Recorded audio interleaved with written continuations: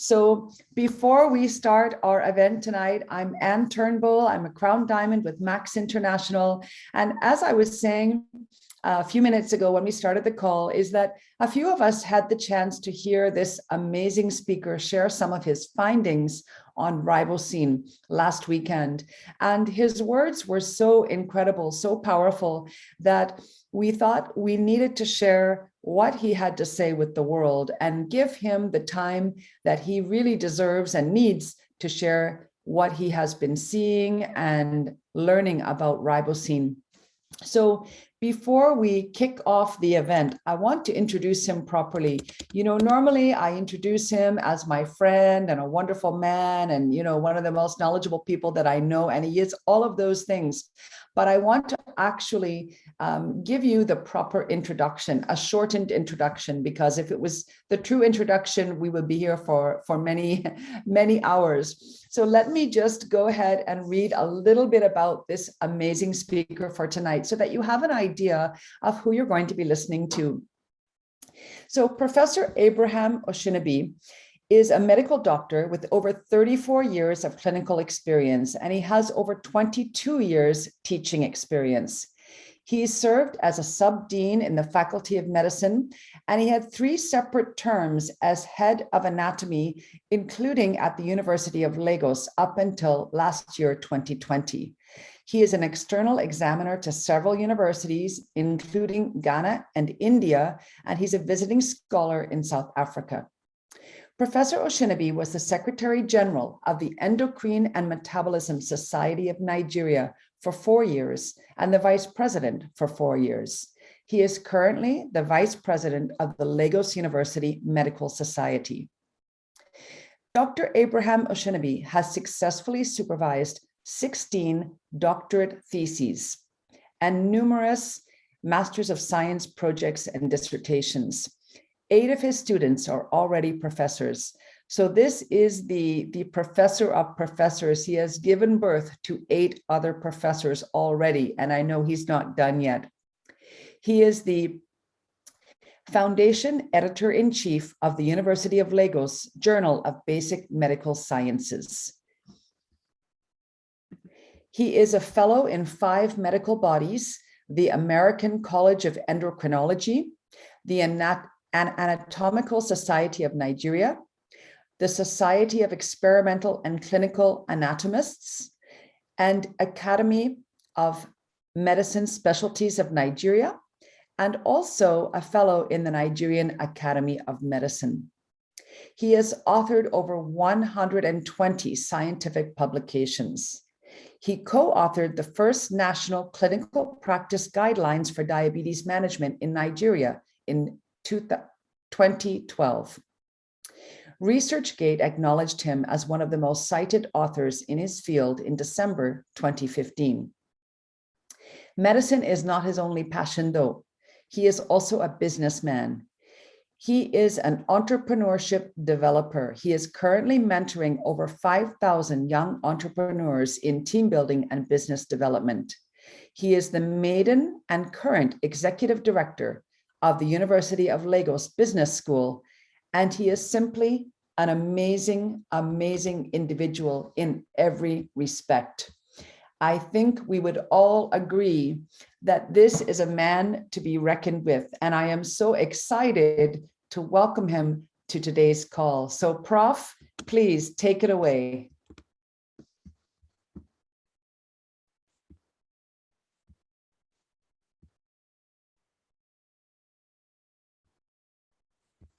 Oh, let me make sure I've also enabled you. Yes, good.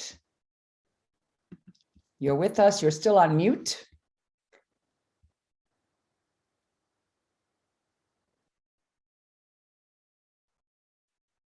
All right, Prof is just getting his slides up and running. You are welcome, sir. Yes, I think we can show him some love. Let's show Professor Osinubi some love. Welcome him with a big warm round of applause in the chat. A big welcome to Professor Osinubi. one of the most amazing individuals I've ever had the pleasure of meeting in every single respect. Really an incredible man. And he has done all of us a tremendous, tremendous service with his work on RiboCeine. He is just, you're going to hear from him directly. So Prof, I hope you are getting settled. Welcome, sir. Lots of welcomes to you in the chat. Amazing. Amazing.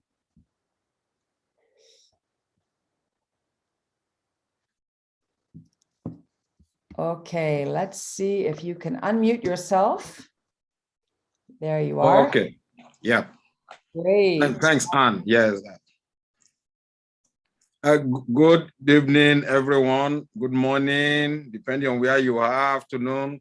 And by the way, thanks for that introduction. I'm honored. Hope you can see my screen.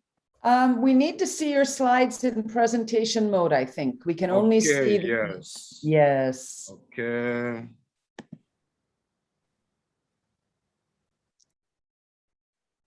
Beautiful. You're all set, sir. We can see you very well. Go ahead. Okay, good.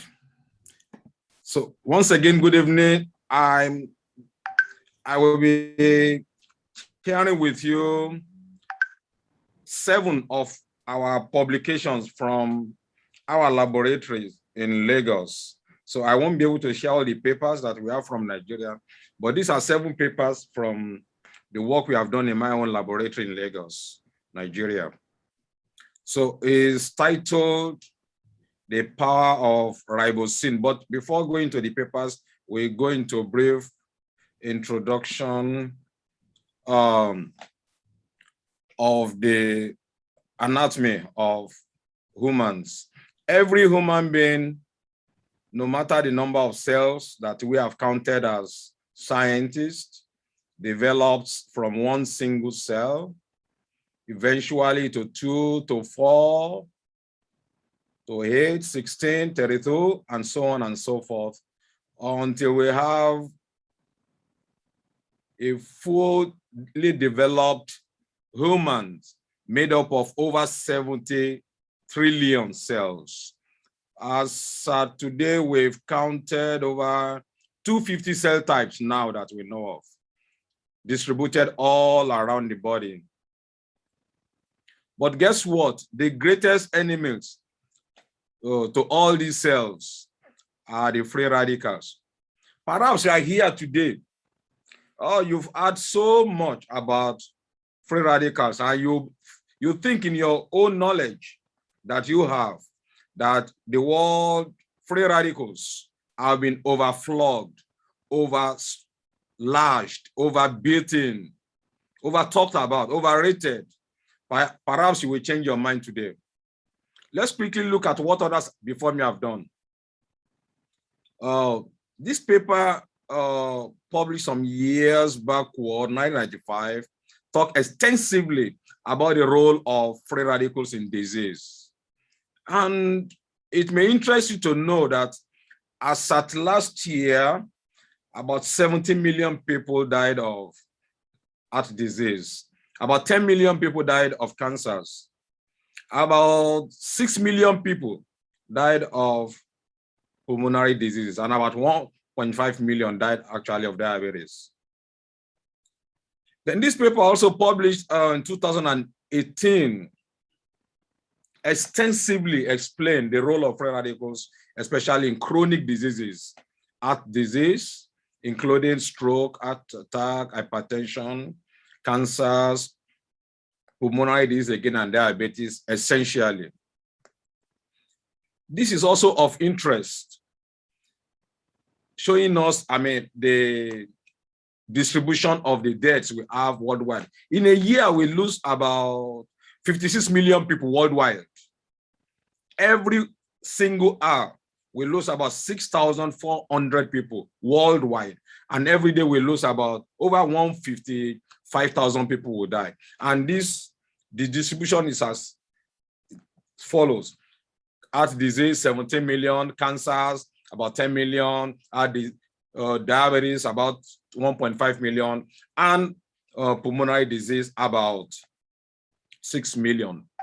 And almost all of these have been associated, because most of them are chronic diseases. Almost all of them have been associated with free radicals. So it means free radicals will continue to be extremely important to us.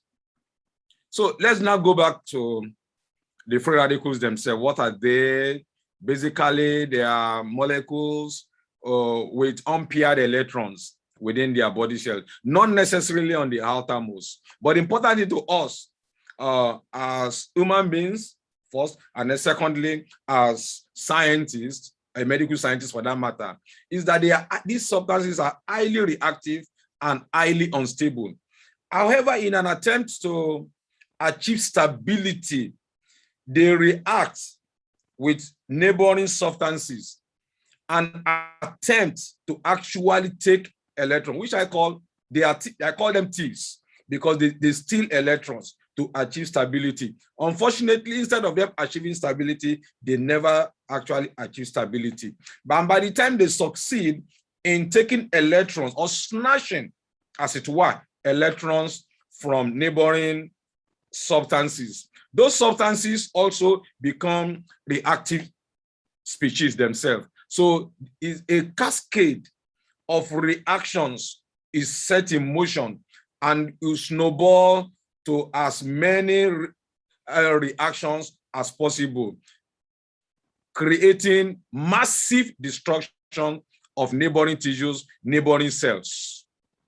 So for example, this is a normal cell here, and then we have a cell that has been attacked by free radical. By the way, it has already been established that, by this great biochemist based in California, Bruce Amis, Nathan, discovered that in a single day, every cell in our body, is actually hit by a free radical as many times as 10,000 times. Again, I'm taking that for record purposes. And every single day, a single cell in our body is actually hit by as many times as 10,000 times by a free radical. So you can imagine, and we have 70 trillions of cells. So you can imagine the number of bombardment we actually have from free radicals. Now, it is not only about stealing electrons or snatching electrons. On my own left, you see a normal protein. But look on my right, what sometimes in an attempt to actually snatch electron is not possible, but the proteins are denatured. A protein that is denatured can never perform the same function as one that is normal. For example, you can imagine the brain, for example, gets as much as 20% of the oxygen in the human body. By the way, what needs to, there are certain conditions that must be met before we have attacks from free radicals. Number one is that the oxygen must be available. Number two is that very often there will be free fatty acids. The brain, for example, has billions of cells coming together, synapses, and we have oxygen in abundance in the brain anyway. 20% of the body oxygen is consumed by the brain. So you have oxygen, you have polyunsaturated fatty acid in high quantity in the brain. And therefore, the brain is unusually prone to being damaged by free radical. So I'm not surprised if you Google now, you will find that virtually all ailments, almost all chronic ailments of the brain will respond actually by raising their glutathione level. For example, Alzheimer's, Parkinson's disease, these have been well documented. The liver produces most of the free radicals in the human body. It's the factory. The liver also receives 20% of the oxygen of the human body. So the panacea, the substrate, the pedestal on which free radical attack is already there. The kidney receives about 7% of the oxygen in the human body. So it is also prone to free radical. Of course, the heart and the blood vessels are prone to free radical damage. The germ cells, because they are highly active, they replicate a lot. So you have a lot of polyunsaturated fatty acid from the membranes. So the germ cells are also unusually prone to free radical damage. For example, the sperm cells. The middle piece of the sperm cells have a lot of mitochondria.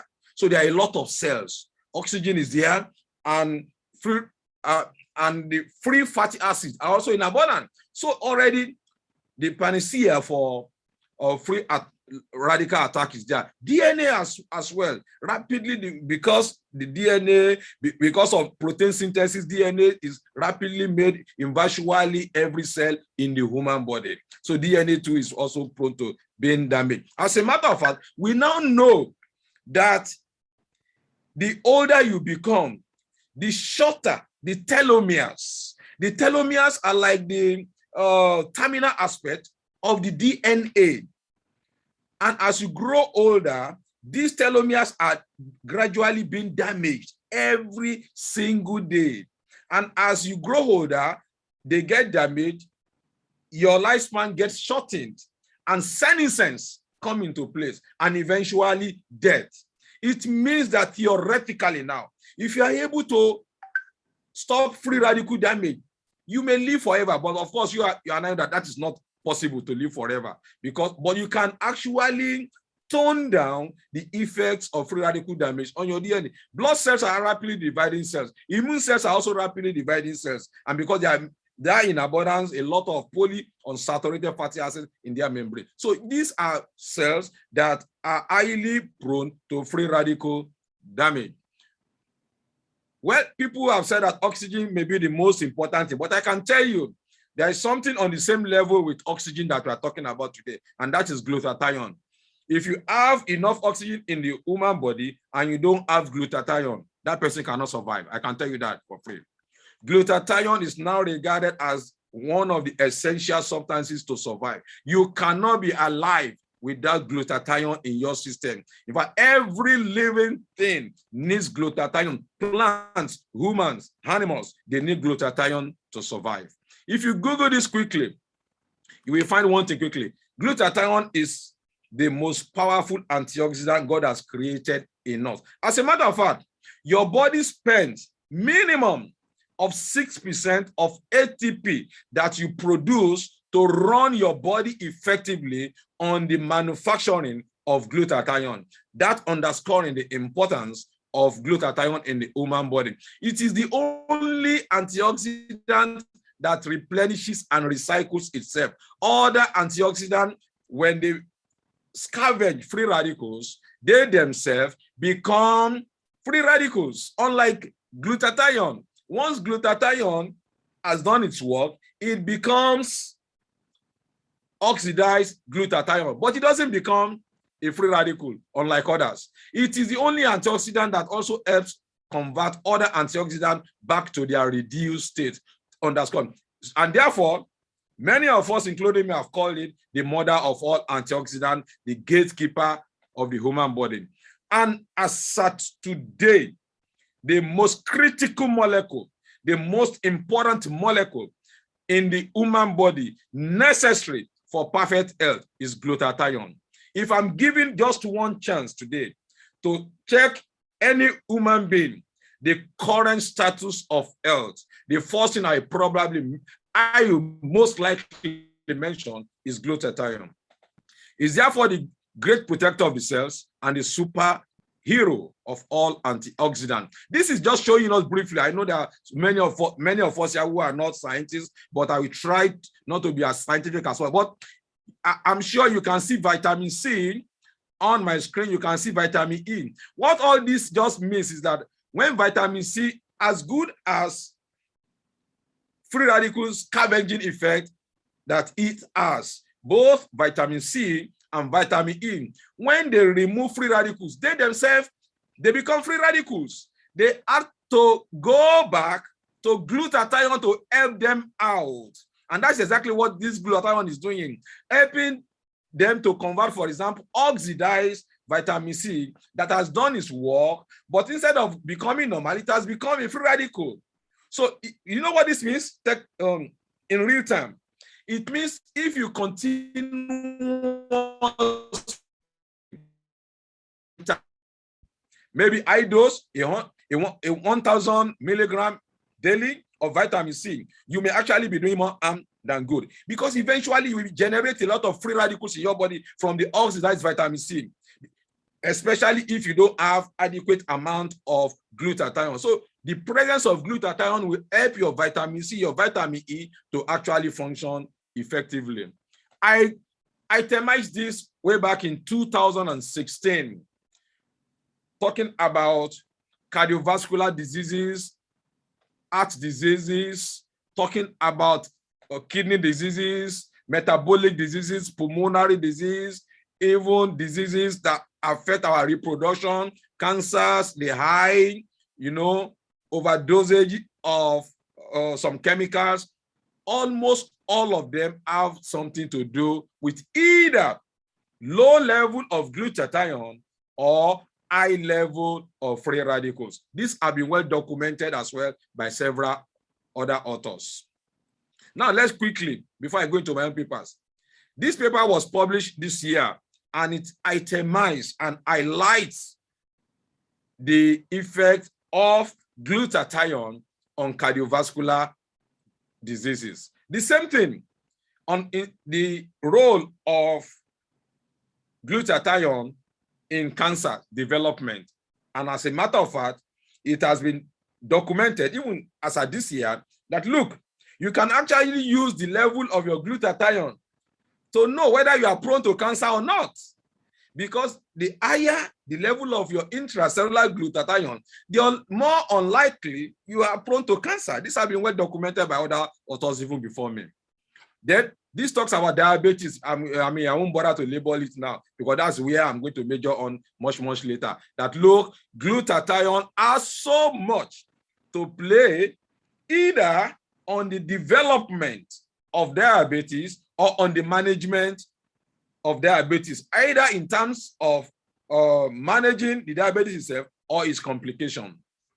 And lastly, on pulmonary disease, COVID, for example, it has been well documented that your level of glutathione will actually affect your response to COVID organism. It will affect also the management. It will also affect the complications. It will also affect the outcome, mortality, morbidity, based on the level of glutathione you actually have. A lot of authors have documented this. But there is a bad news quickly. The bad news here is that as you age, your glutathione level goes down. By the time people are 50, 60, they would have lost, unfortunately though, over 50% of their glutathione level. Unfortunately, as well as the glutathione level is going down, something is rising up, oxidative stress. And I can tell you, accompanying the oxidative stress is usually chronic diseases. The second problem about glutathione is that glutathione is highly fragile molecule. So it's not attractive to take pills containing glutathione, unfortunately. It will largely be destroyed by the enzymes in the mouth, enzymes in the stomach, enzymes in the intestine. Also destroyed largely by the acid, in the stomach, meaning that it is not going to be bioavailable in sufficient quantity if taken orally. So that's the challenge we are going to have. The other challenge is that, okay, good, you can take it intravenously, but when you take glutathione intravenously, it means that you are not taking the natural glutathione. The one God has given you, it of course means that it is synthetic. And we are suspecting that it could be counterproductive after some time, because you are actually bypassing the negative feedback mechanism when you take it intravenously. So it's not also attractive, apart from the fact that it is highly expensive. Now, the solution came through the invention of Professor Albert Nagasawa, a professor of biochemistry, a professor of pharmacology in Minnesota University. After 25 years of solid research, he came up with what we now call known as RiboCeine. And quickly, because glutathione contains 3 amino acids. By the way, glutathione is a small molecular weight amino acid, 307.3225 gram per mole. That is the molecular mass of glutathione. So it's really very small. And it contains 3 amino acids: glutamic acid, cysteine, glycine. Luckily for humans, 2 of these amino acids are in sufficient quantity in the human body. That is glutamic acid and glycine. However, cysteine, especially under certain conditions, we now categorize cysteine. Normally, we categorize cysteine as non-essential amino acid. However, we now call it now conditioned non-essential. Conditioned in the sense that because cysteine is used in several pathways in the human body, and because, again, it is so fragile, it is also easily destroyed because of the sulfur hydride bond. So under certain conditions, for example, under stress, under ill health, you just have to take cysteine in. And that is the advantage used here. So once you introduce a lot of cysteine molecules into the human body, the normal body should actually be able to make a glutathione from cysteine, glutamic acid, and glycine. Like I said, you need to protect cysteine. And what Nagasawa and his team did was actually to combine cysteine for protection with ribose. Under normal circumstances, ribose and cysteine will naturally condense to form RiboCeine. RiboCeine gets inside the cell.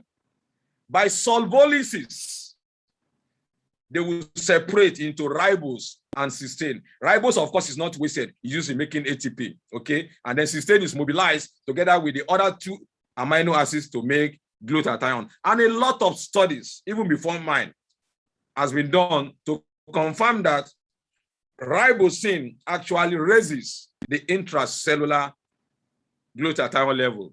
And in those days, as at 1987, what most people were using then was NAC, N-acetylcysteine. When this was compared with NAC, it was found that in the liver cells, RiboCeine was 300% more effective in raising glutathione level inside hepatocyte, inside the liver cells. Now, let's look at quickly the studies in my own lab.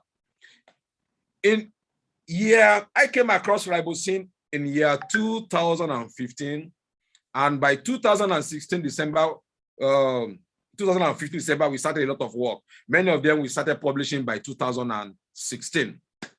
But we did this review. We call it the battle between free radicals and antioxidants, how glutathione can help prevent diabetes and its complication. What exactly the fallout of this research was that there are majorly 2 glucose transporters. Transporters are agents in the human body that convey glucose from outside the cell, that is within the blood usually, into the cell. Glucose will not just go inside the cell, no.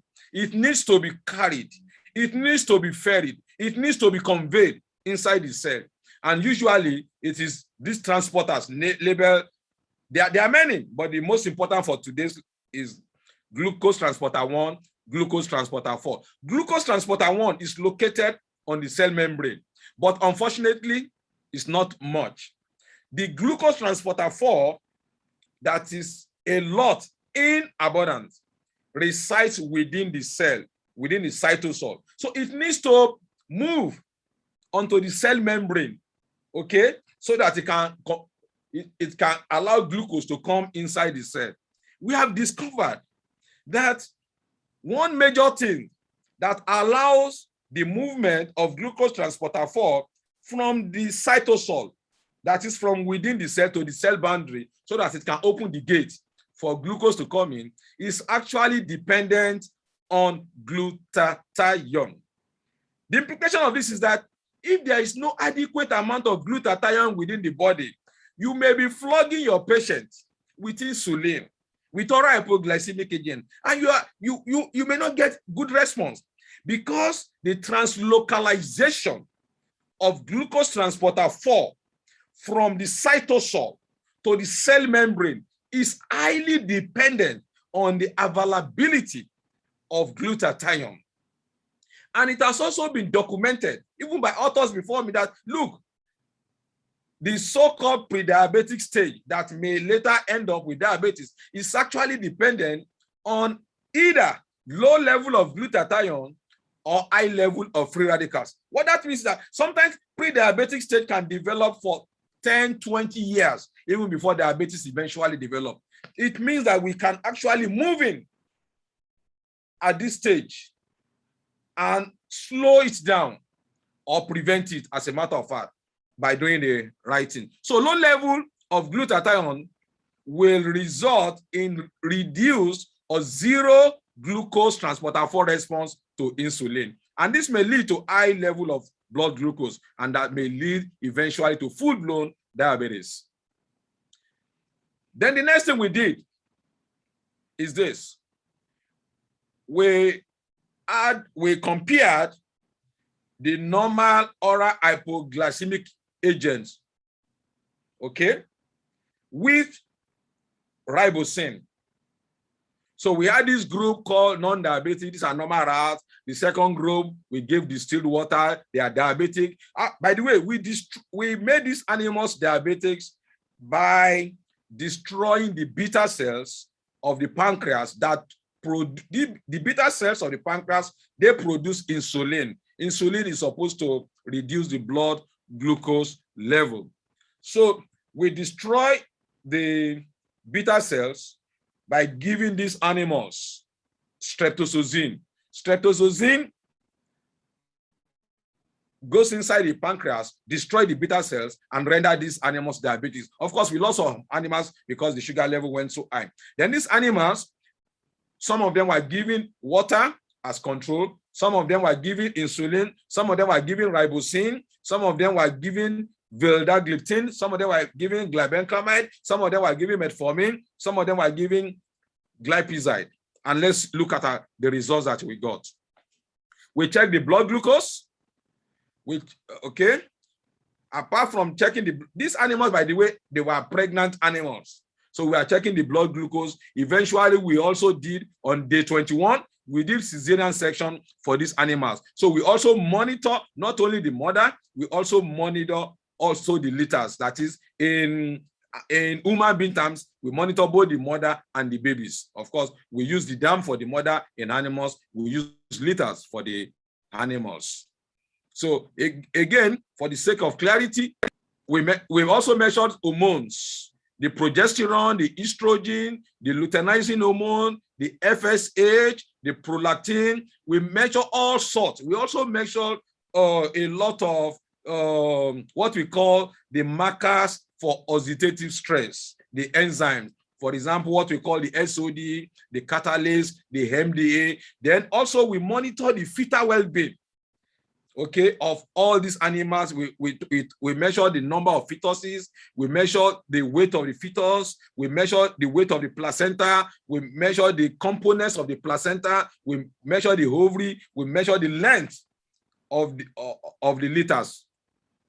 And the conclusion, to save time, is that to the best of our knowledge, this was the first study that introduced the potential benefits of D-ribose L-cysteine, known as RiboCeine, as an effective oral hypoglycemic agent, which could serve as a potent adjuvant in the management of diabetes in pregnancy. Of course, a lot of studies need to be done before we can extrapolate this to humans. I am very, very careful and cautious to say this. This study had been done in pregnant animals, so we cannot directly extrapolate this to humans. But suffice to mention that we got a lot of good responses in terms of hormones in terms of free radical monitored, in terms of toning down the effect of free radicals on these animals, even the blood glucose itself. For example, quickly,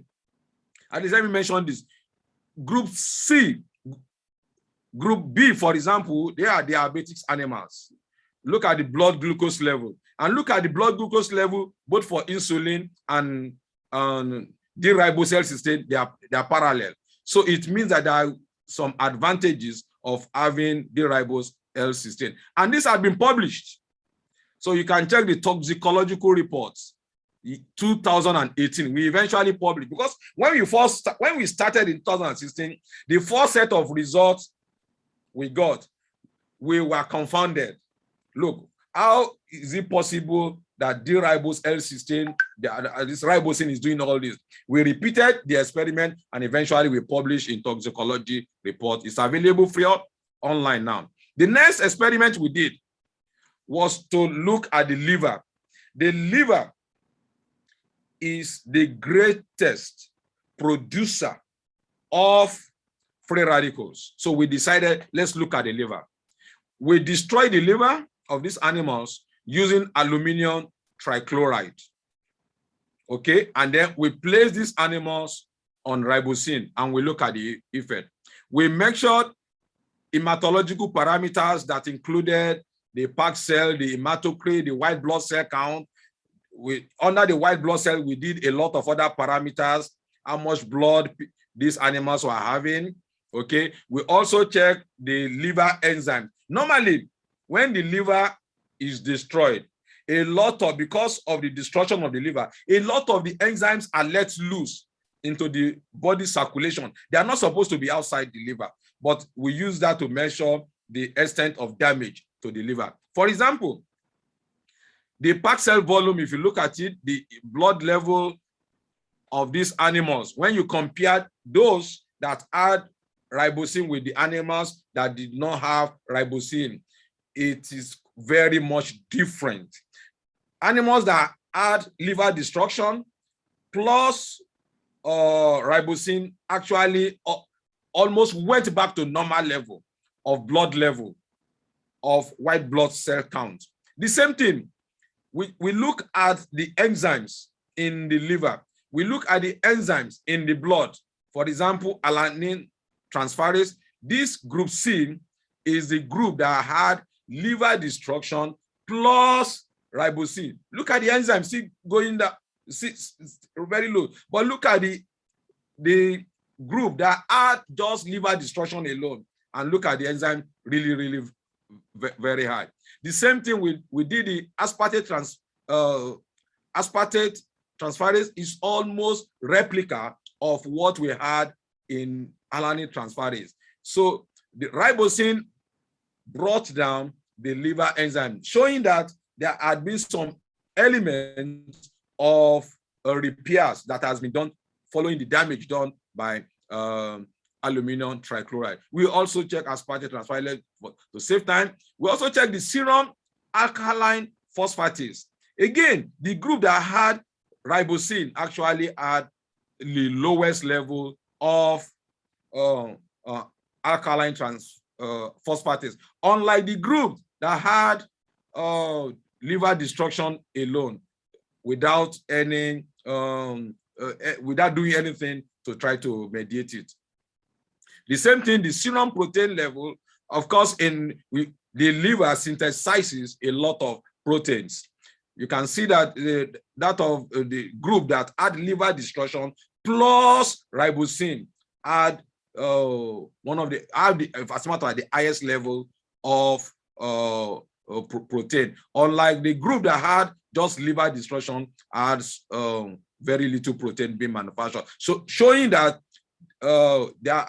following liver destruction, there has been a lot of regeneration following the effect of RiboCeine. The same thing with bilirubin. Bilirubin level is highest in a group that had just the toxins, the chemicals that destroy the liver, unlike the group that had both destruction and RiboCeine had very little bilirubin. We concluded that RiboCeine protects the liver from the toxic effects of this chemical agent that was used. The next thing is that we did the same experiment we repeated with the kidney. The kidney received about 7% of the total oxygen consumption by the human body. So it means that the kidney has a lot of oxygen. And like I said earlier, the panacea for free radical damage is to have oxygen available in good quantity and a lot of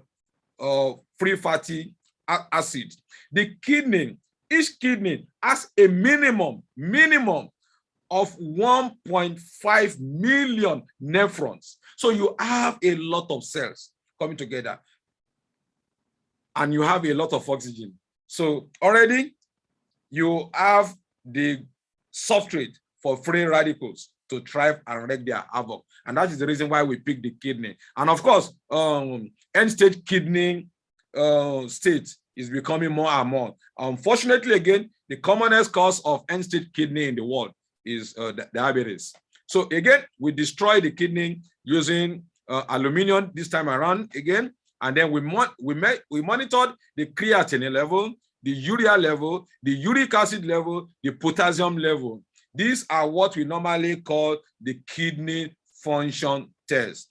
The creatinine, if you come, then we also, after destroying the kidney, we also gave D-ribose L-cysteine, which is RiboCeine here. You can see here the creatinine level in aluminum chloride group is really very high compared to normal. The urea high, the uric acid high. But look at the group that had aluminum chloride and RiboCeine. They are almost as good as that of control. As a matter of fact, the uric acid, the potassium, okay, the urea, the creatinine are even lower than the control following application of both aluminum trichloride and RiboCeine. Then we also monitor the packed cell volume, the white blood cells, the neutrophil, the lymphocyte under the white cell count. The same pattern again. It was as if there was no destruction of the kidney, because the kidney actually has a lot of part to play in manufacture of red blood cells because of the erythropoietin that is manufactured in the kidney. So if the kidney is not functioning well, that person is not likely to produce a sufficient quantity of blood cells. And then we concluded that RiboCeine protects the kidney from the toxic effects of this chemical agent used, aluminum trichloride. The next thing we did was to expose the testes of rats to irradiation. Somehow, the dosage of the irradiation we have used here is the normal dosage that we health workers will get exposed to every day. You know, the level we have used. So we subjected these animals to irradiation. And then we monitor the sperm count. We monitor the sperm morphology, that is how the sperm look like. A normal sperm should have one head, one tail. But under certain conditions, they can become abnormal, like exposure to radiation. Some can develop two heads, some can develop two tails. You know, some can develop extremely short tail, and some may not even be able to. A normal sperm should be able to move. Okay, so that's why we also, apart from monitoring or checking the sperm count, the number of sperm that are left, we also monitor whether they are moving or not. And these are our results. This is the normal. The first group is the normal group. No radiation. You can see here the number of sperm we have here, the sperm morphology, the percentage that are normal, the percentage that are abnormal. But look at following radiation, the sperm count reduced from 690 to 320. Okay, that is per million anyway. Then the sperm morphology, in terms of normal percentage, 87%, about 90% were taken to be normal. but less than 50 became normal. But if you, after following destruction or exposure rather to radiation, then having added either before, okay, or concomitantly with the ribose, look at what we have here. For example, it's almost the same, very, very close to normal. So these are, for example, where I place my cursor now, that is group 1, 2, 3, 4, 5, the fifth column. Here we have both exposure to radiation before giving then D-ribose L-cysteine. The sperm count went up to 500, okay? The sperm morphology in terms of percentage normal went to 72 from 47. Then the abnormal percentage went down from 52 to 27. This is what we got from this. Then we also check G6PD, okay? That is glucose 6-phosphate dehydrogenase. This is an enzyme that has to do with regeneration of glutathione. Following exposure to radiation, this is what we got, low level of G6PDH.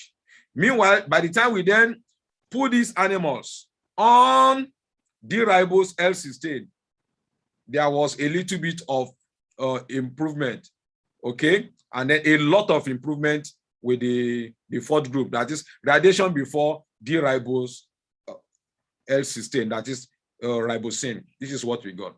And then we also, apart from that, we measure the MDA. MDA is like, MDA is a marker for the level of oxidative stress, because let me tell you how we generate MDA.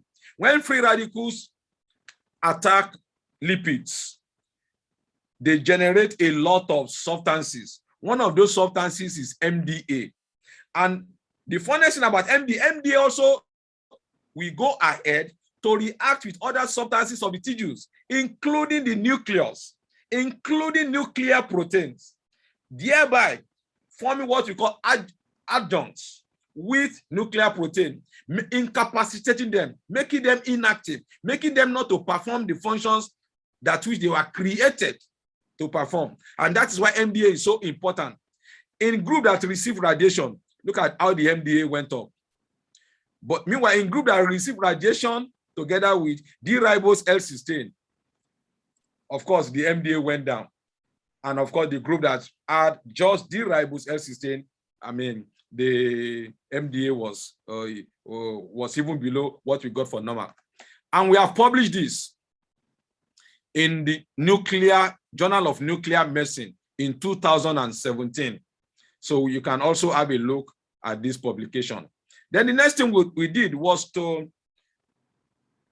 last one we did was destruction of the testes following radiation. This time around, we now use chemical agents, because why are we using chemicals? There are over 80,000 chemicals that are circulating in the world. Unfortunately, less than 10% of these chemical agents have been tested for developmental toxicity. Highly unfortunate. And every year, new chemicals are added. And that is why I always say that the bodies of water are polluted. The air is polluted.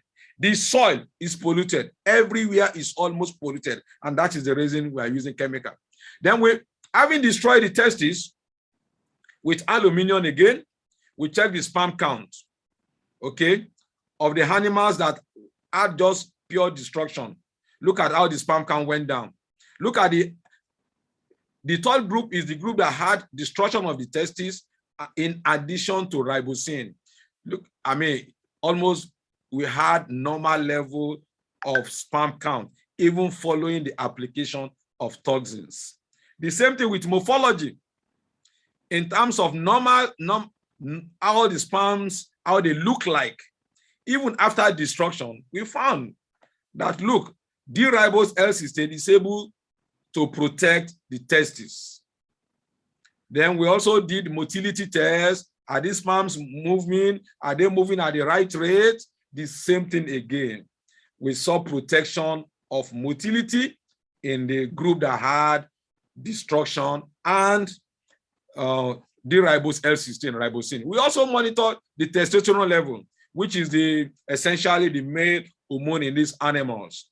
This is back to normal. Unlike the one that had just aluminum chloride following destruction, is of course not producing enough testosterone. These animals, of course, are most likely infertile. And this is showing us, this is what we saw on when we cut the testes open, we stain them, and then we look onto them. This, for example, where my cursor is are the cells that produce testosterone. Okay, we call them the interstitial endocrinocytes or the Leydig cells. They produce, you can see those spaces. Unlike this is a group that had both the aluminum chloride and RiboCeine. Okay, and we even use really low dose of RiboCeine. For example, we use just 30 milligrams per kilogram body weight of RiboCeine. But look at almost intact. Everything is intact. You know, the interstitial cells are intact. But look here, the interstitial cells, are almost off completely. And if you look at the lumen in the group that had just aluminum chloride has become enlarged, meaning that the germ cells have become thinned. Unlike the ones on my right, look at the germ cells intact. That is due to the effect of the RiboCeine that was added concomitantly with the aluminum chloride. And this has also been published in the JBRA Assisted Reproduction Journal. It's available also online. And we conclude that RiboCeine treatment significantly attenuates the aluminum-induced testicular toxicity. Then the next thing we did was also to expose the ovary to radiation. Why are we using ovary? Why are we using testes?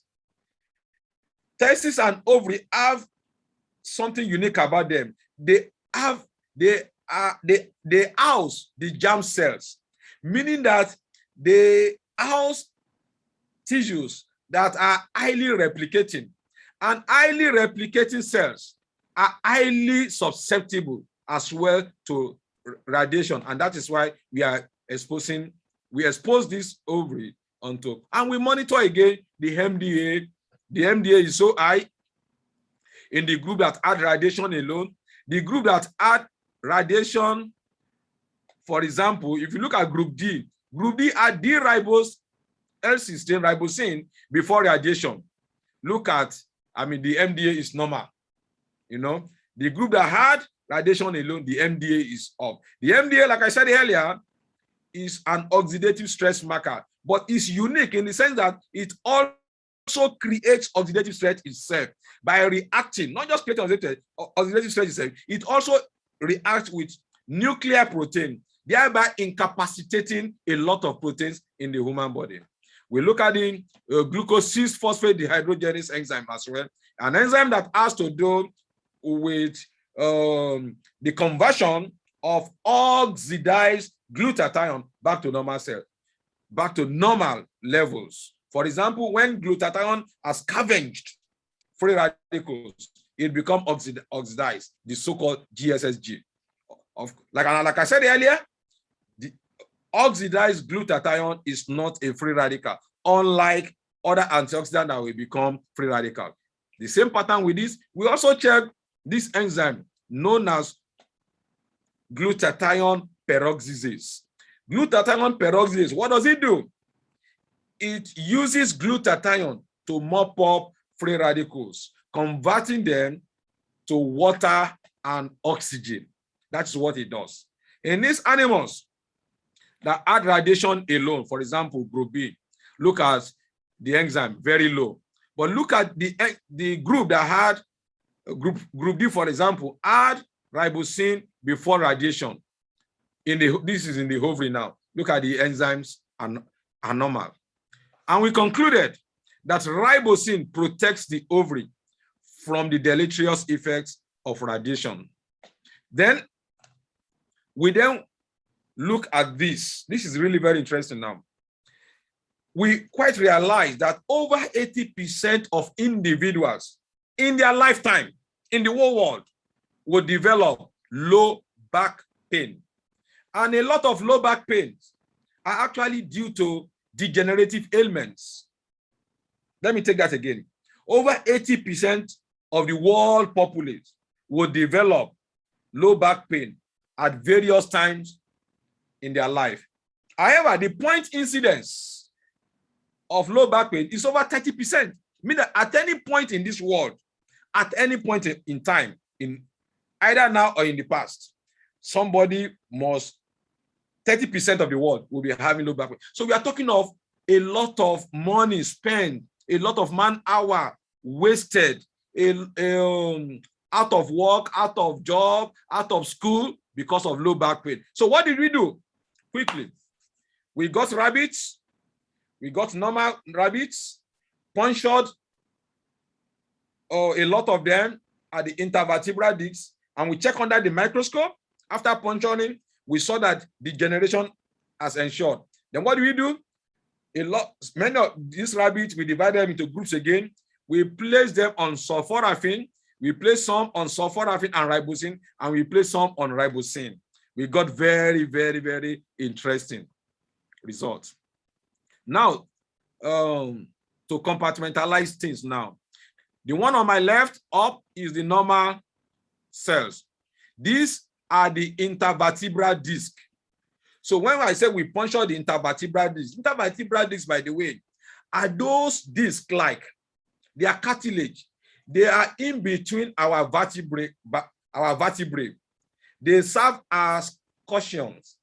Okay, they serve as speed breaker, as it were. You know, like when you jump from a height, what does not allow you to feel so much pain, what also protects your spinal cord, is because the force is actually absorbed by the intervertebral disc. And so when people have pains and things like that, sometimes it could be as a result of, it's possible you have heard of herniation of the intervertebral disc. When there is herniation or when there is degeneration of the intervertebral disc, it will allow a bone above and a bone, that is the vertebrae above and below, to come together. And because of movement, you will be feeling pain.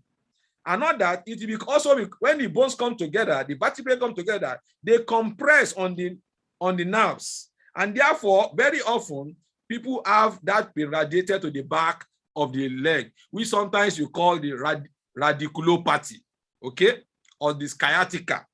So what did we do here? Having destroyed the intervertebral disc, this is normal disc. You see here, look at where my cursor is. This is normal intervertebral disc. But look at the one that has been destroyed. Okay? You can hardly see any cells. But look at the one that we put on RiboCeine. Okay? Look at the RiboCeine after destruction. So it's almost like normal. Not just that. We also counted the chondrocytes. The chondrocytes are what are the cells that secrete, we call them chondrocyte-like cells. They secrete the contents of the intervertebral disc that ensure that intervertebral discs are still able to perform their functions effectively as shock absorbers. And we have published this work in 2017. It's available free, where we concluded that we saw increase in chondrocyte-like cells in the annulus fibrosus. Annulus fibrosus and the nucleus pulposus are what are the components of the intervertebral disc that actually serve as cushions for the vertebral column, not allowing it to collapse, not allowing the intervertebral disc to actually move so much that it may dislocate or harm the vertebra, the spinal cord. So in short, we also saw the regenerative potential of the two agents that we have used here. And lastly, The last work we did, that I'm going to talk about, is that it has to do a little bit with treatment of cancer. One of the major treatments that we use in the treatment of cancer, one of the major agents that we use in the treatment of cancer is known as doxorubicin. So we place some animals on doxorubicin, and then we monitor their sperm. We monitor the enzymes. We also monitor the hormones, the testosterone. That is what we mean by steroidogenesis, the synthesis of testosterone. Testosterone is essentially the male hormone, okay? And then we also measure the redox status, that is how much free radicals has been generated from the doxorubicin that we gave. And we got some fantastic results. And we concluded here that doxorubicin impairs spermatogenesis, that is formation of sperm. And also, it also limits, okay, the synthesis of testosterone. We also found out that doxorubicin actually generates a lot of free radicals. However, we saw one important thing, that look, when you also put these animals, before you start your doxorubicin, for example, you place these animals on RiboCeine, you are going to have very, very little destruction of the testes. You are going to have very, very impairment of the synthesis of testosterone. And good enough, we have published this as well in 2019, where we concluded that since the testis is susceptible to chemotherapy-induced oxidative damage, this study actually provides evidence that may open a new pathway for the management of cancer in such a way that allows preservation of male reproductive function. And the reason why this is so important as of today, we have not been able to have a drug that will just affect just the cancer cells. Very often, when we use either the chemotherapy or the radiotherapy actually destroy both normal and abnormal cells. So we must find a way of actually protecting the normal cells. In conclusion, the science behind RiboCeine, it is sound, it is authentic, and it is contemporary, and it is apt. Scientia potentia est. Knowledge is power. When you have the knowledge and it throws more light, and the knowledge activates in you that power, and that power brings with it light. And RiboCeine is patented, is available only from Max International. Now that you know the science behind RiboCeine, there is no substitute for good health, ladies and gentlemen. Health is our greatest possession. We have a duty to procure, to protect, and preserve it. Our future depends on maintaining a sound mind in a healthy body, because a sound mind in a sick body is a prison for the mind and soul. May your body not be a prison for your mind and soul. May every one of us enjoy long life and perfect health to match. Love you all, and thank you for listening. Thank you for watching. God bless you all. Wow, Prof. Oh my goodness, that was incredible. Oh, the comments are going crazy. My goodness, of course, everyone wants to know how they can listen again many times. We have it streaming to Facebook, so we'll be sharing that. This was really, really fantastic. So I know now we can all understand why I said that Professor Osinubi is one of the most amazing men that I've ever met. He's really incredible. So Prof, let's go ahead and take a few questions. If anyone has a question or two, you can go ahead and just either type it into the chat or just say me, I have a question, and I can unmute you, okay? So if you want to ask a question, you can either type it into the chat or you can say, I have a question in the chat, and I will unmute you so that Prof can answer a couple of questions. We still have lots of wows and amazing comments coming in, Prof. You are just, you are something, I'm telling you. Okay, so let's see. Banjo has a question. Okay, so let me find you, Banjo, and you can go ahead and ask the question. Okay, so you can unmute yourself, Banjo, and ask your question. You have to accept my request to unmute you. Okay, if you don't accept my request, then we won't be able to hear you, or else you can just type into the chat. Okay, so there's a question. I'm not sure, Prof, can you see all the questions as well? Yes, I can see some. Okay, there's a question about RiboCeine. Is it capable of healing or reversing fatty liver? Maybe you can take that question. Okay. Yes. Yes, the liver is the factory of the body. What RiboCeine would do is to help in not allowing the progression of the ailment. However, it is also possible that it reverses it, but it's not going to be the only thing you are going to be doing. We are also going to look to the causes of the liver disease. If, for example, the liver disease is often in most clients is usually secondary, not always though, to alcohol, excessive intake of alcohol. So it means that that individual also must also stop the alcohol. So you cannot be taking RiboCeine alone and then you are still you continue to consume a lot of alcohol and expect that the liver disease will go. No, you've got to stop that. And of course, you've got to take whatever your medical doctors, your physician has recommended for you, please. Great, amazing. Thank you so much, Prof. We had a question about edema as well. That was from Banjo. Let me see the question here. Maybe you can just talk generally about, I'm just looking for the question. Maybe you can talk generally about on sickle cell? About edema.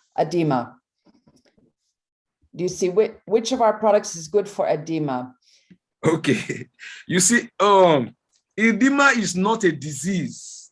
Edema is a symptom. Oh, let me tell you how edema arises. Fluid that is supposed to be inside the cell compartment, another compartment, is in another different compartment. So it can result, for example, from kidney problem. The kidney is supposed to remove the waste. If the kidney is not functioning well, there will be edema, especially the edema of the face. If the liver has problem, there will be edema. If the heart has problem, there will be edema. So edema is not really a diagnosis. It is being caused by something. So we need to know the cause before we talk about treating it.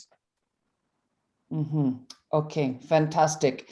Now, yes, there is a question about sickle cell. Do you want to talk about sickle cell in general? Yes.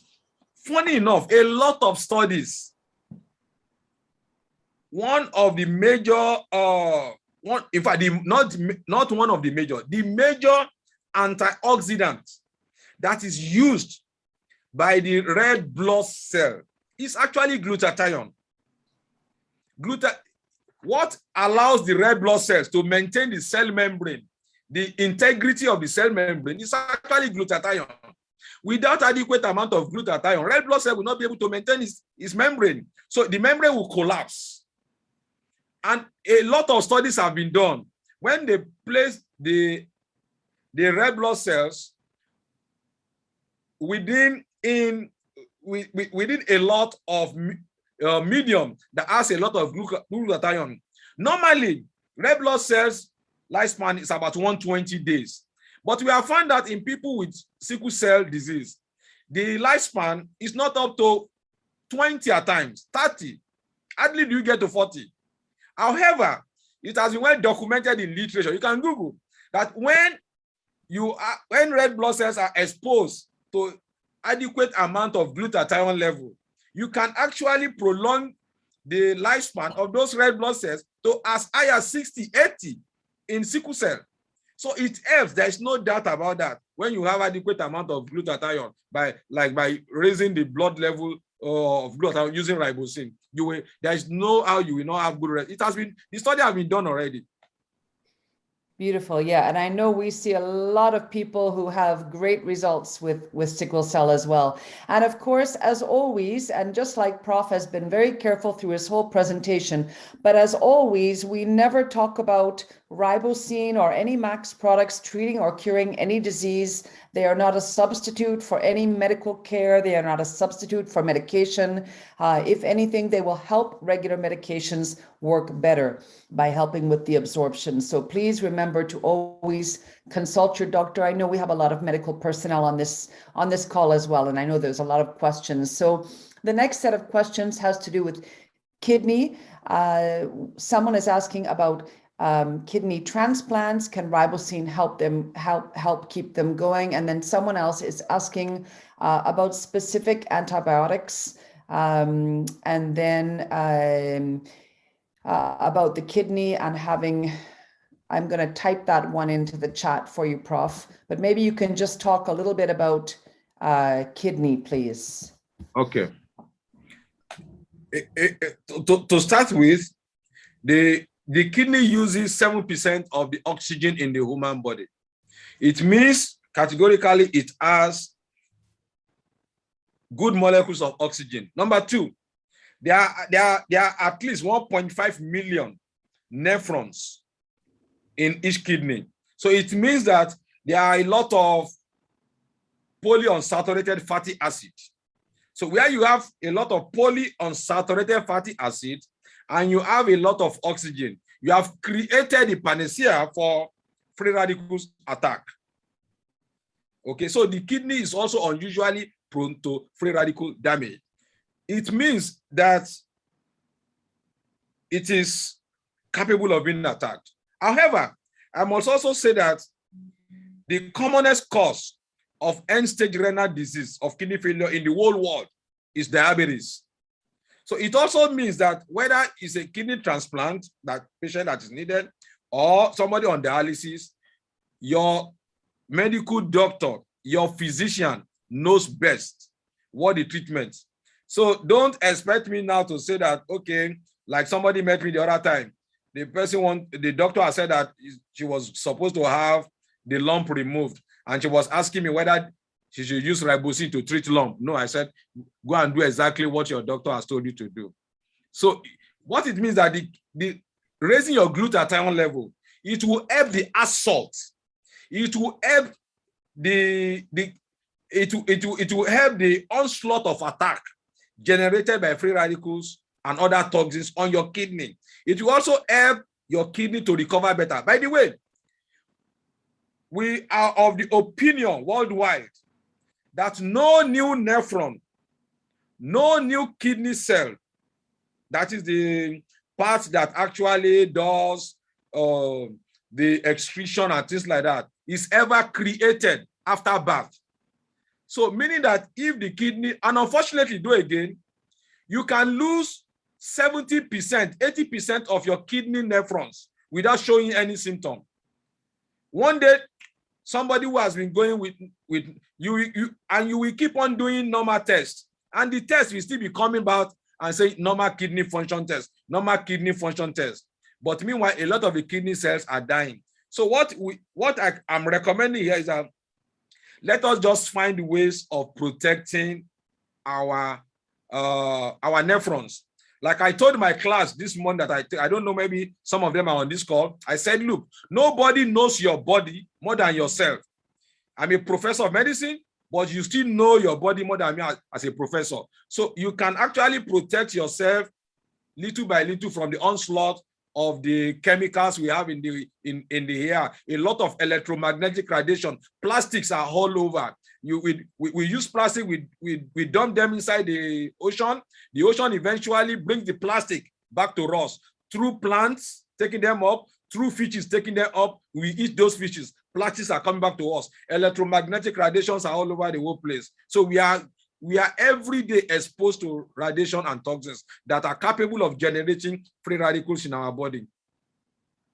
Great. So I'm taking the questions one by one. I think it's going to be easier if you've got a question, just try and type it into the chat for us. So Dr. Stella has a good question for all of us really who are even lay people. What I love about your science presentation tonight, Prof, is that even for those of us who are not scientists like me, it gives us such great confidence that there is so much wealth of science behind what we have. So it's really great.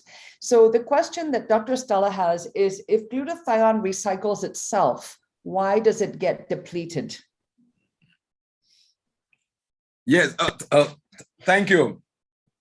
Glutathione recycles itself. Why does it get depleted? Because the components that glutathione itself uses gets depleted. Glutathione is made up of glutamic acid, glycine, and cysteine. Cysteine especially, like I said, cysteine has now suddenly, we have moved cysteine. Before now, we categorize cysteine as being non-essential amino acid. Essential amino acid that you have to take in, the body doesn't make enough quantity. So cysteine is now known as, has now been grouped into conditioned essential amino acid. Even though not essential, it becomes essential because it's used by a lot of pathway in the human body. Because the body doesn't make enough quantity under stress. And ladies and gentlemen, who is not under stress in this world now? The rich is under stress. The poor is under stress. Everybody is under stress. The mere fact that we are talking, we are under stress. So there is no way you have enough. And because you don't have enough cysteine in your body, your glutathione level will keep on. And then again, maybe more importantly, by the way, your body is not 100% efficient. Let me tell you what I mean by that. There will always be generation of waste. So if you take in 1 + 1, you will expect it to be equals 2. It will be 2. It may be 1.5. So there is a wastage somewhere. So that wastage, you need to account for it. For example, when you make energy in the mitochondria, okay, your mitochondria has some holes in it. That's not all the ATP that you created is actually used by the body. Some we go out as wastages. To account for those wastages, you need to take in raw materials to make more glutathione. Excellent, thank you. We have a couple of questions relating to liver disease. Let me just see here. So, oh gosh, we have a lot of questions. I don't know if we're going to get to all of them. Let me see here. I lost it. Okay, so we have one question relating to hepatitis B and another question relating to viral load and liver disease. So maybe just talk about viral load and liver disease since those two questions are related for just a moment. Thank you. One of the major things, by the way, that glutathione does is to help your immune cells to function better. As a matter of fact, categorically, you cannot have highly efficient and effective immune system without glutathione. It's not possible. In terms of liver disease and viral, generally, viruses, glutathione is not going to kill viruses. But what glutathione will do is to enhance the capabilities of your immune cells. Enhancement in the sense that to help them becoming more alert, to recognize quickly that these viruses are there, and to be able to engulf them and incapacitate those viruses. That is what glutathione would do. So glutathione modulates the functions of the immune system. Sometimes, funny enough, glutathione not only raises the alertness, it can actually bring down a little bit overreacting immune system. Ladies and gentlemen, if you are a medical doctor here, you probably have had cases of status asthmaticus. Studies have been documented over and over. You can check that. Look, when you expose these patients to more intracellular glutathione, you are likely going to resolve that asthmatic case.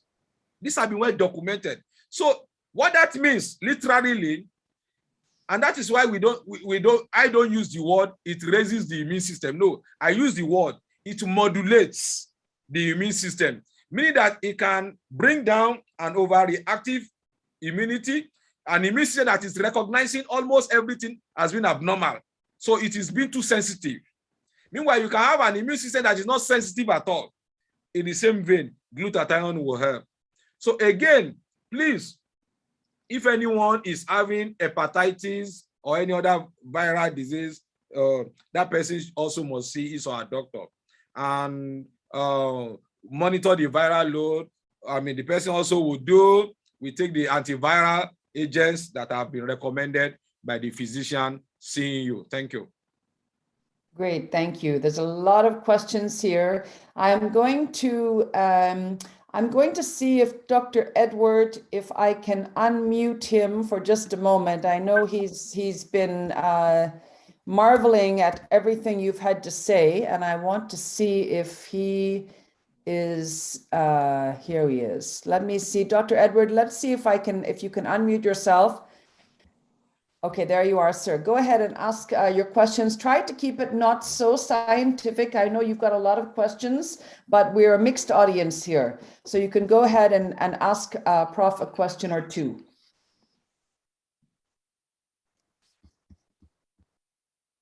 We're not hearing you. Okay, thank you. Yeah, go ahead. Yes. Okay, first of all, I would like to say I was very impressed with your presentation. Congratulations for that. Thank you. It has been impressive and informative. As you have trying to speak about the tumor markers, also the role of RiboCeine in managing those who are having cancers. So I came up with one impression, especially in those who are having benign prostate hyperplasia. Especially, we know that in most of people in Western countries, or also in Africa, are having this problem of benign prostate hyperplasia and are ending up in clinical disease like prostate CA. So is there any way where that this RiboCeine can help to prevent or reverse the progression of pathological benign prostate hyperplasia to the clinical disease? And again, for example, also the second question is, we are having people who are having depleted beta cells, especially in the pancreas, and ending up with the diabetes mellitus, whether diabetes mellitus type 2 or type 1 or the rest. So is there a role that can help this patient or these individuals from, or can benefit from these RiboCeines, as you have explained in your molecular levels? So I would like at least to know a little bit from this, if you have any idea. Yeah, thank you. So let me take them one after the other. In terms of cancer, one of the things we have found out is that I want to try as much as possible not to be too biological because of our mixed audience. You know, one of the major things we have found out in development of cancer, of course, we still say that the exact cause of cancer, we don't know. Yes. However, certain things have been implicated. One of the major things that have been implicated to date in terms of the genesis of cancer is the attack on DNA. when DNAs are damaged, what are the major things that are damaging DNA in the world generally? Radiation, free radicals. Those are the major things that are damaging, chemicals. But whatever the damage, whatever the major causative agent, eventually, what is going to lead to is actually generation of free radicals. Okay. However, the body has the capability, what we call them the checkpoint proteins. Checkpoint proteins are like policemen to say, oh, this DNA is bad. Don't come inside this cycle. I don't want to replicate you. However, sometimes these checkpoint proteins fail. So bad DNAs, they come into the cell cycle, they are replicated, and cancer can develop. So what can we do in our own little way to prevent this damage? Since we know whether it is chemical, it is toxins, it is radiation, it is plastics, eventually I call it the common pathway as we know it today is going to be free radicals. So what do I do to protect myself? In a little way, I raise my glutathione level. It will certainly, it will help. Rather than folding my hands and saying, oh, we don't know the cause of cancer. By the way, there is a rule of the thumb for prostate cancer. Meanwhile, prostate cancer is the commonest cause, is the commonest cancer in males all over the world when you remove cancer skin. So it's also in our environment. In fact, pathologists will tell you that by the time somebody is 80, that 8% would have developed cancer of the prostate.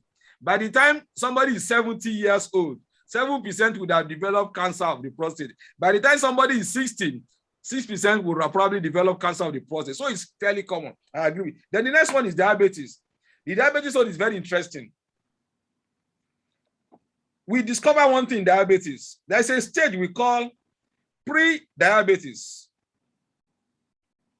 Pre-diabetes, as the name implies, is a forerunner of diabetes. But the good thing here in this forerunner, we can delay the progression of pre-diabetes to diabetes. We can also, we may be able to halt it. We don't know yet. But what is common to pre-diabetes state that we have found out? Two things. One, unprecedented high level of free radicals. Unprecedented low level of glutathione. Common sense to reason for me. If these are the two things we have found out, that if care is not taken, may eventually progress to full blown. Like I said, at this stage, for glucose transporter 4 to move from this cytosol within the cell to move to can open the gate for glucose to come inside the cell as it should be. Glutathione is necessary for that movement of the transporter from within the cell to the wall. So if you keep on flogging the patient with insulin and the patient doesn't have enough glutathione, there won't be movement of glucose transporter 4 from the cytosol to the cell membrane to open the gate. So you are just flogging with insulin, nothing is going to happen because the man or woman is deficient in glutathione. So what do? Raise the glutathione level and then your insulin may work. You know, so we can actually halt theoretically, but definitely we can actually delay the progression of pre-diabetes from research. I'm talking extensively from research now. That look, that is what we have found out in research. That look, you can, two things common again: high level of free radicals, low level of glutathione. So if these are the two things common, then and we can attack those two things, I believe strongly that we may be able to halt or we may be able to delay the progression to full diabetes. That's my opinion. Thank you very much, Prof. On that note of the transporter, someone had asked if that's equally applicable to diabetes type 1 and type 2. Yes, the it applies to whether we are talking of type 1 or type 2. However,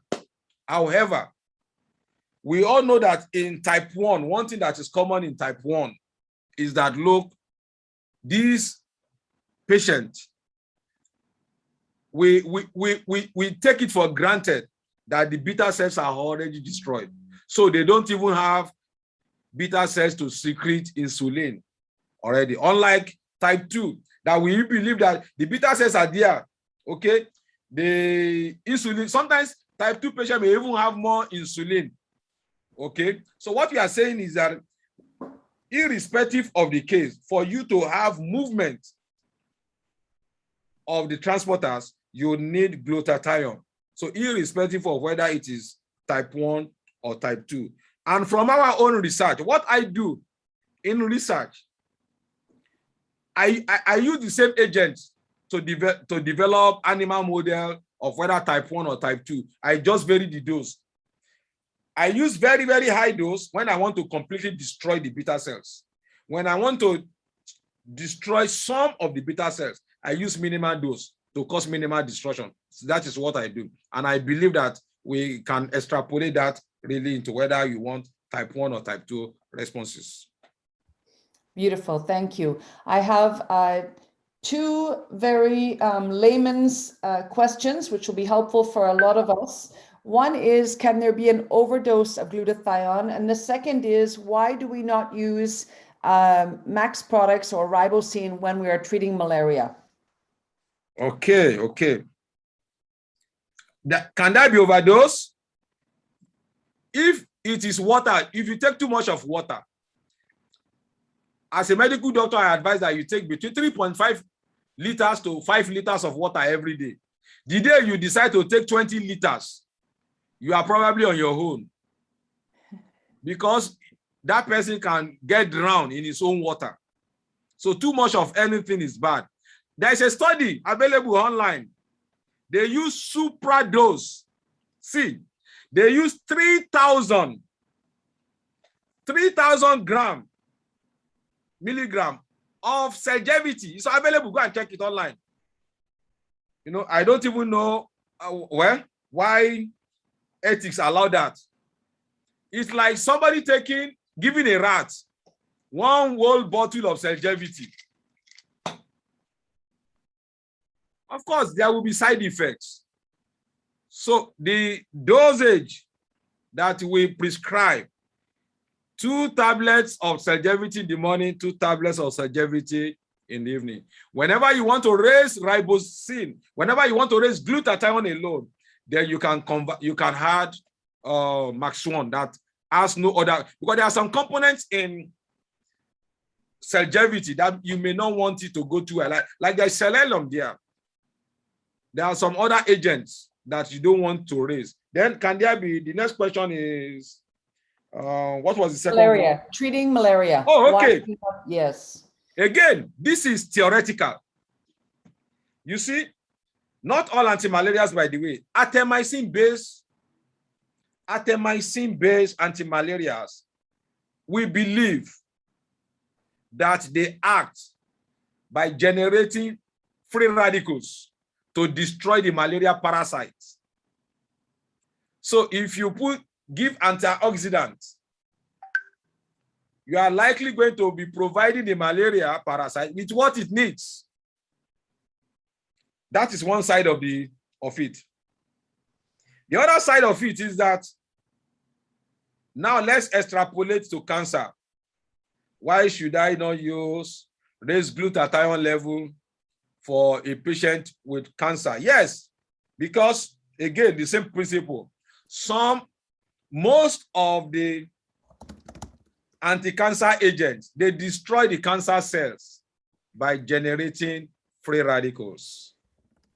So when you give chemotherapy, radiotherapy, and you are providing antioxidant again, you are like providing the cancer cells what they need to survive. However, there's a caveat now. This is where it gets very much interesting.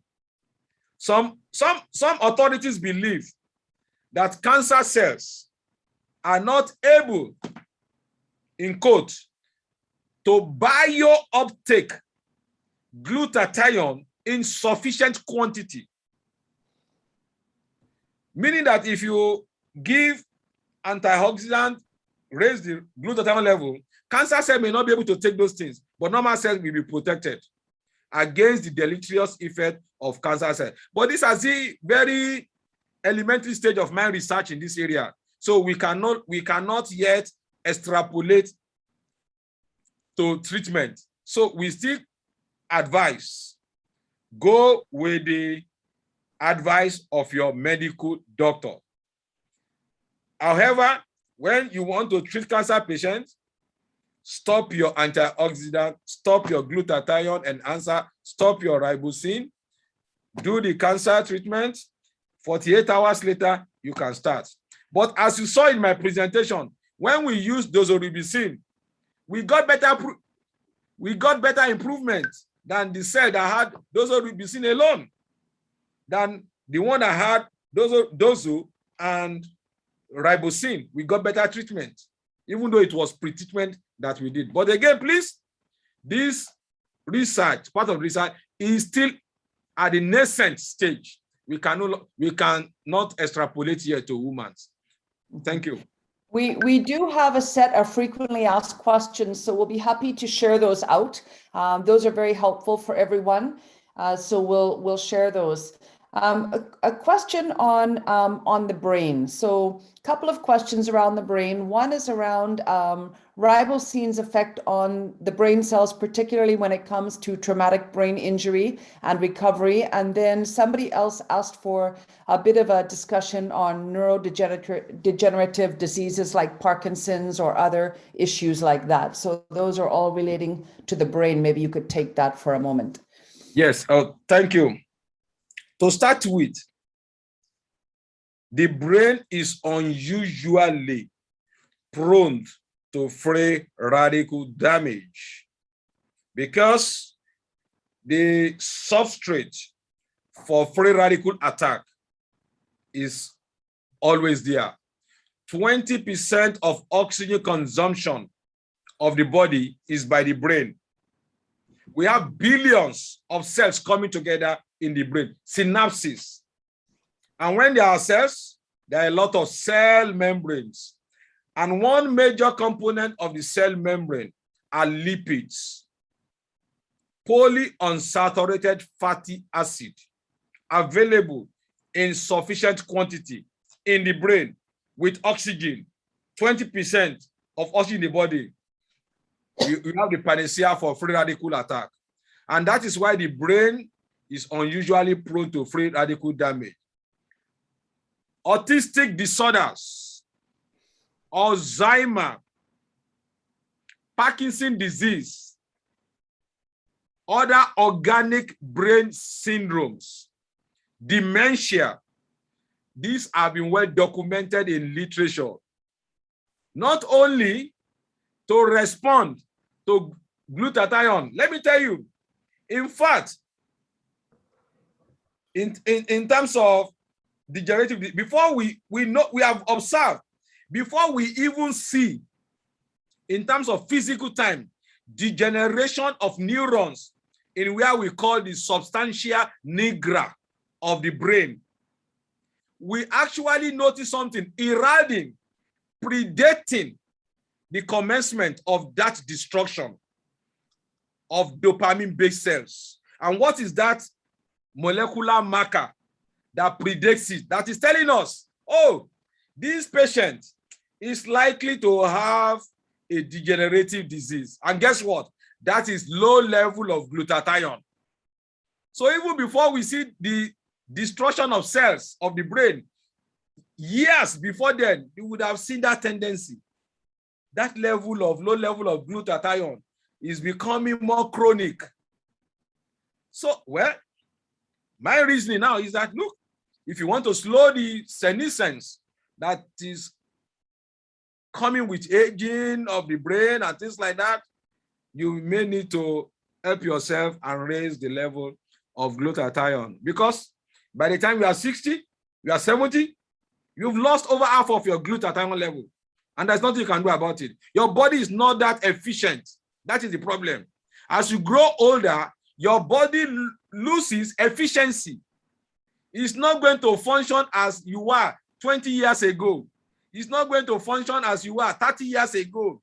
The efficiency will reduce. The ability for you to even mobilize resources it becomes diminished. And so you can no longer manufacture glutathione as much as possible. So it means you need to enhance your glutathione level. 6% of your body ATP is used in making glutathione level. So it is so critical for the sustenance of your nerves in the brain. And so I'm not surprised. It's already been documented as well in autistic disorders too, that low level of glutathione is associated with this. And so you can help as well by raising their glutathione level. Thank you. Beautiful. So I think we're going to round up. There's a few people asking about human trials. Maybe you can talk a little bit about why animal trials, why not human trials, what could the plan be, and the rest. Let me also do some corrections here. That, funny enough, it may shock you that not all drugs that we even use today have human trials. Not all, you know. But that notwithstanding, I can tell you that I know the result of the human trial for longevity or RiboCeine, which we will do anyway, eventually. Some has commenced already, some have commenced, and we get the report as out as possible. But I can tell you, not all. I teach a lot applicability of animal trials in humans, and what I conclude every time and then is that you cannot directly extrapolate. That being said, it gives us what the human picture is likely going to look like. The difference is not often much, because what affects humans almost invariably affects animals. Nonetheless, the conclusion of the matter is that no direct extrapolation for now. So the doctor as well, we also use his or her own judgment and wisdom to say, okay, oh, I know this helps. Why should I not use it? Why should I use it? So it all, and then of course, again, I'm going to repeat that. You know your home body more than any other person. And the doctor that is treating you knows your body more than me. Thank you.